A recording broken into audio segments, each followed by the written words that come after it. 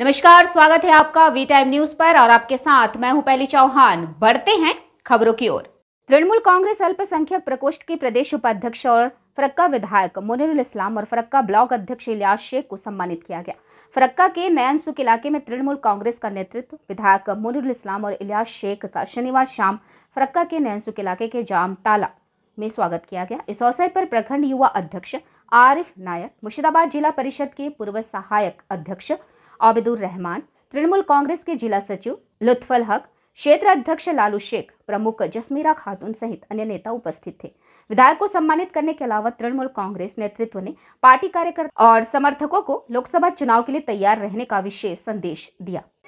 देखो আমাকে দল যে জায়গায় নিয়ে এসেছে আমি প্রথমেই আমার নেতৃত্ব ধন্যবাদ জানাবো মমতা ব্যানার্জিকে, অভিষেক ব্যানার্জিকে, সুব্রত বক্সিকে আমাকে যোগ্য মনে করেছে বলে রাজ্যের সহকারী সভাপতি করেছে, সহসভাপতি সংখ্যালঘু ছেলেরা।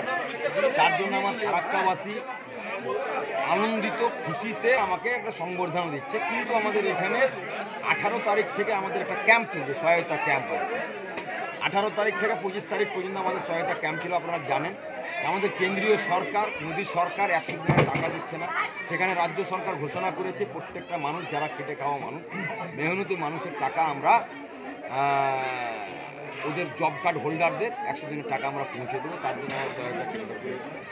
আর আমাকে সংবর্ধনা দেওয়ার জন্য এবং নবনিযুক্ত আমাদের ব্লক সভাপতিও হয়েছে ইলিয়াস ভাই, সকল নেতৃত্ব আমরা এখানে উপস্থিত আছি।